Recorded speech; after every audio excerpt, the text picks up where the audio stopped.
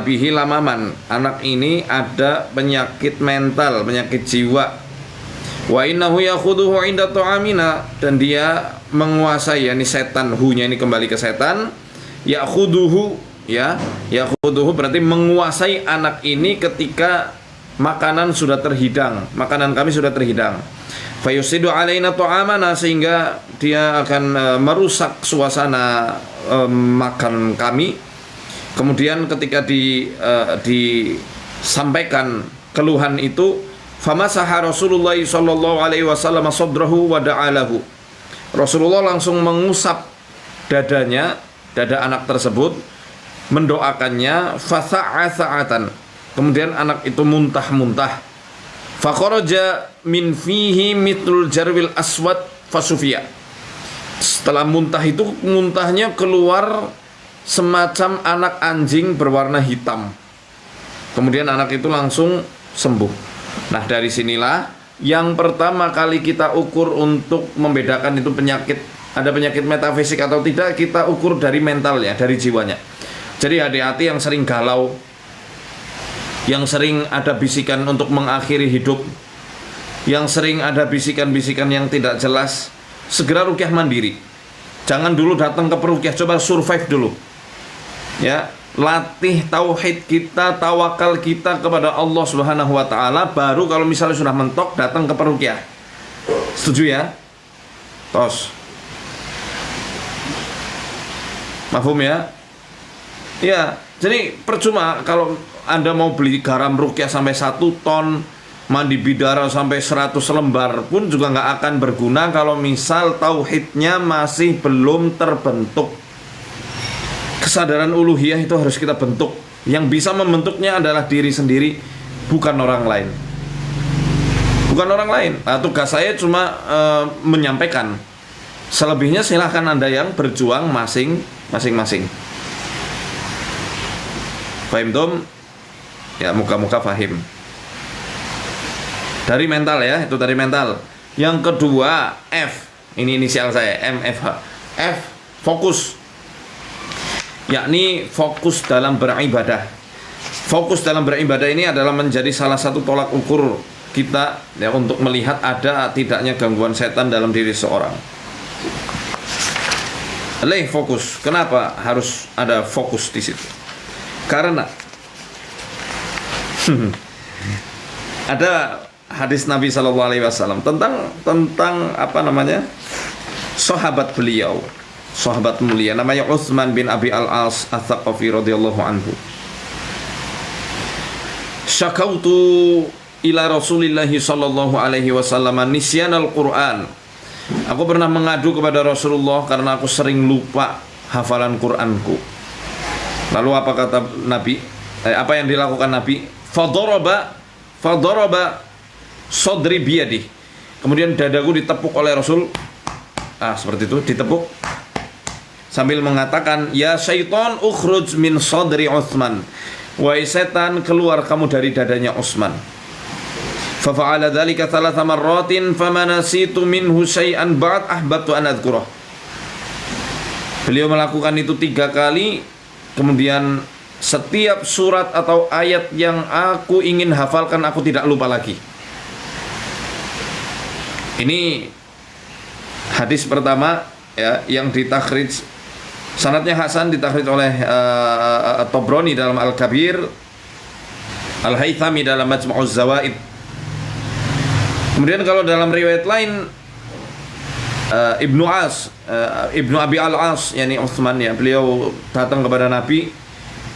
Beliau mengatakan, aradali syai'un fi sholawati hatta ma adri ma usolli. Intinya beliau itu sering tidak fokus ketika sholat. Jadi ada nggak di antara teman-teman yang menyimak di sini yang sholatnya itu sering lupa rakaat, sering lupa bacaan, sering lupa apa jenengannya, gerakannya. Ini udah sujud yang keberapa ya? Ini udah ruku yang keberapa ya? Nah, ini adalah salah satu indikasi kuat orang itu diganggu oleh setan. Dan tingkat keparahannya kita ukur dengan intensitasnya. Seberapa sering dia lupa.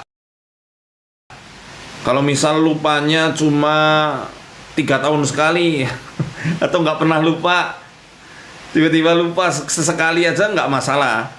Tapi kalau setiap kali sholat kok lupa terus, itu ada ifrit, itu mungkin yang ada di dalam dadanya.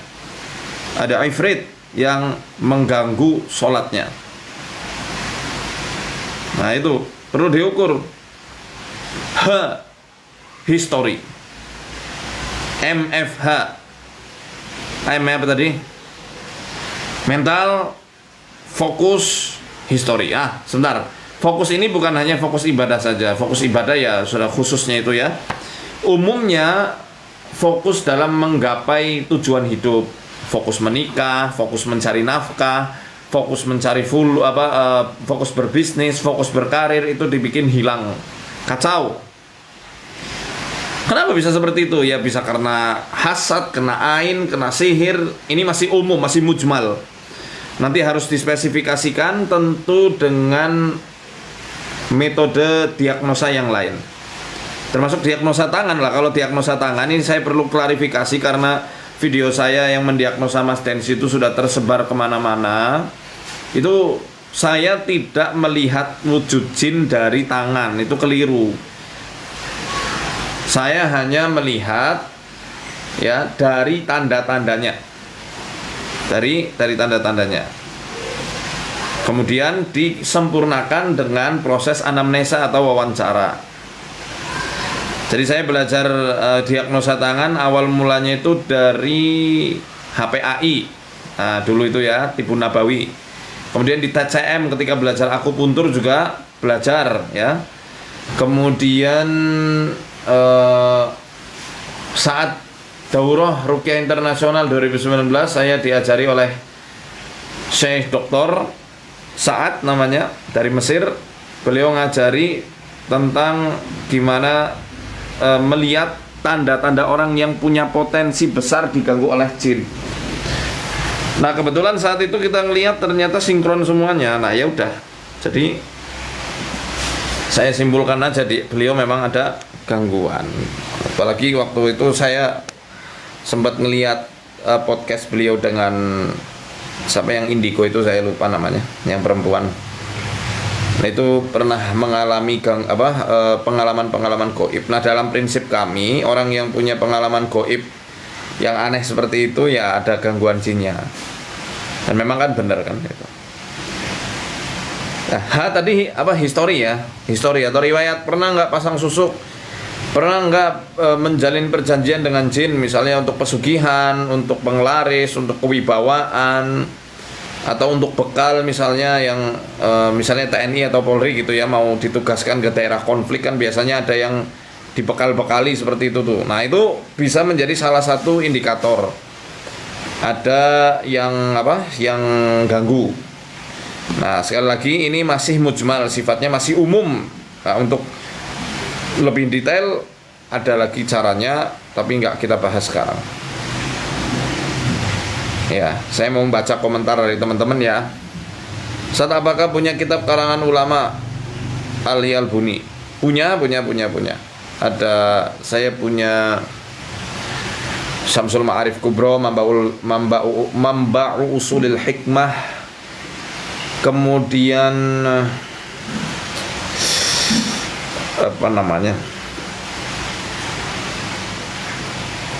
namanya lupa satu lagi tuh, yang tipis bukunya.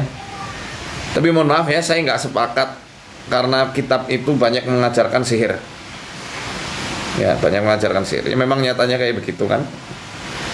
Ya kalau kita mau objektif secara ilmiah ya bisa kita bahas.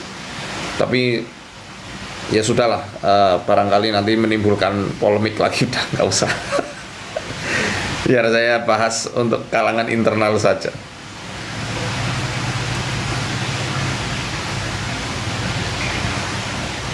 Bentar, ini cerangannya cepet sekali komentarnya. Gimana cara nyetop komentar ini? Nah ini dari Mita Armita, obat anxiety apa? Pertama bisa normalkan dulu ya, diobati lambungnya dulu, kemudian diseimbangkan kadar mikrobiota yang ada di usus. Kalau saya biasanya menyarankan itu menggunakan probiotik siklus, kemudian nanti ada herbal jamu khusus lambung. Insya Allah itu manjur sekali. Alhamdulillah banyak testimoni yang berhasil.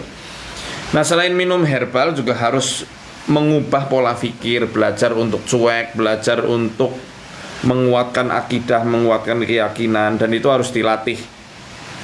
Kemudian bangun support system ya, bangun support system atau cari teman-teman yang bisa mendukung Anda dalam ketaatan ya. Itu.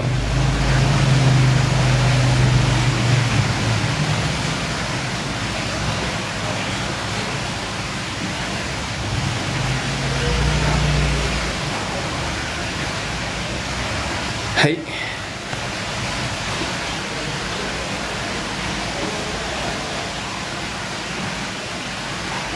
Sebentar. Nggak fokus ini. Amalan biar cepet dapat jodoh. Banyak tahajud, banyak doa, banyak istighfar. Itu ya. Banyak istighfar. Mohon ampun sama Allah. Banyak doa ini, doanya Nabi Yunus, la ilaha illa anta subhanaka inni kuntu minadz zalimin.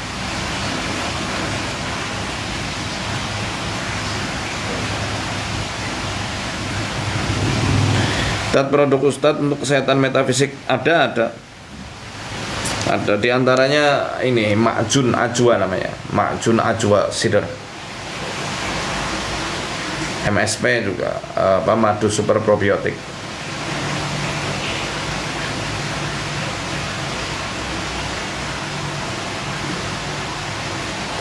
Herbal untuk apa ini, aduh hilang, yang belum punya keturunan. Kalau kami menyarankan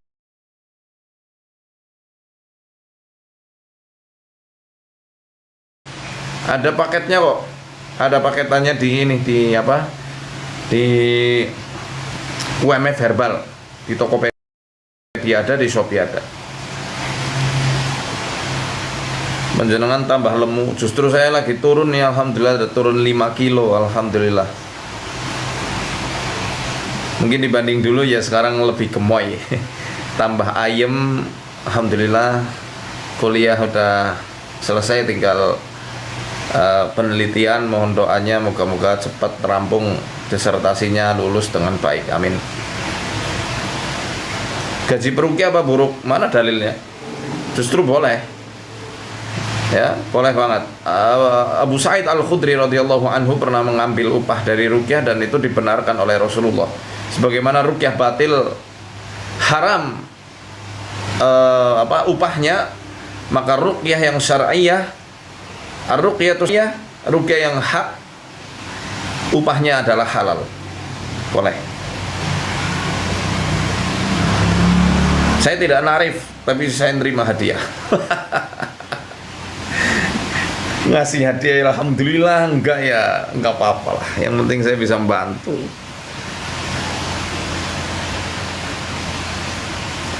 Bagaimana cara gabung jadi peruqyah Arsada? Ada tesnya 3 gelombang. Tes online, kalau online lulus nanti akan kami undang ke Banyumas,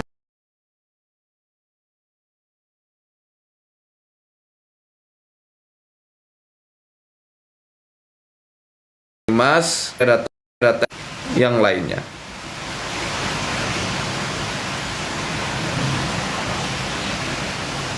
Apakah benjolan bisa diruqyah? Bisa, sambil dibacakan ini. Kalau saya biasa membacakan surat Toha ayat 105 sampai 107. Wa yas'alunaka 'anil jibali faqul yansifuha rabbi nasfa fayadharuha qa'an safsafa la tara fiha 'iwajan wala amta. Sambil dibalurkan minyak salamah, namanya minyak salamah. Itu produk dari kami juga. Ada di UMF Herbal, di Shopee ada, di Tokped ada. Ketika UMF Herbal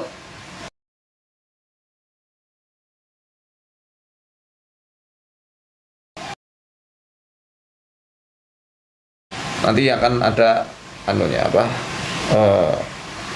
apa namanya tuh ya. Kalau untuk keranjang kuning di sini saya belum tahu caranya, jadi nanti coba tim saya suruh bikinin.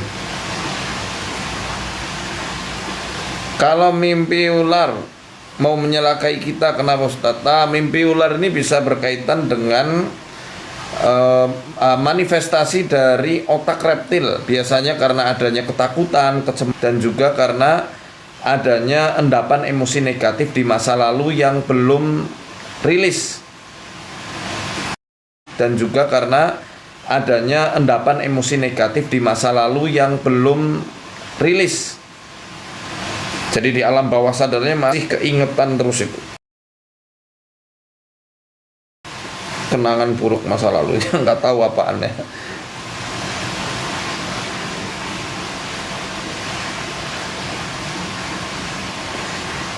Kalau untuk radang usus kami bisa pakai ini herbal lambung El Musyafa. Oh, dewek ya, jenengan di mana? Saya dari Purwokerto, Sokaraja ding. Tapi kalau Sokaraja pada nggak tahu ya Purwokerto, biar paham ya. Wejangan dari makhluk gaib dipakai nggak? Ya kalau wejangannya tidak bertentangan dengan syariat boleh. Tapi kalau bertentangan nggak boleh.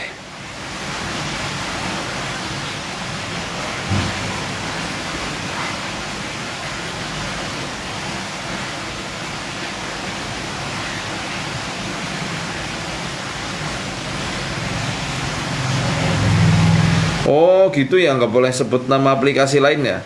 Oh mohon maaf, saya nggak tahu peraturan TikTok.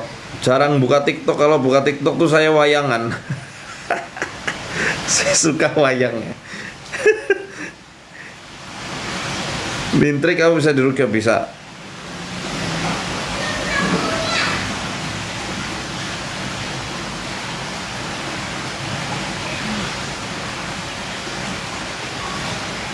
Oh ya, tentang diagnosa yang mental tadi itu ya, yang mental.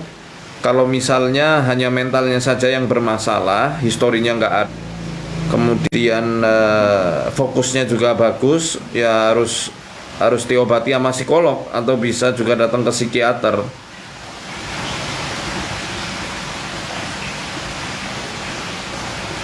Ya jadi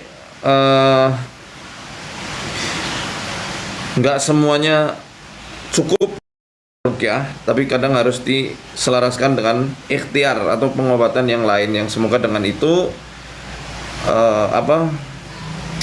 ikhtiarnya maksimal. Kalau setuju besok saya akan nyoba keranjang kuning yang ada di sini, gitu ya.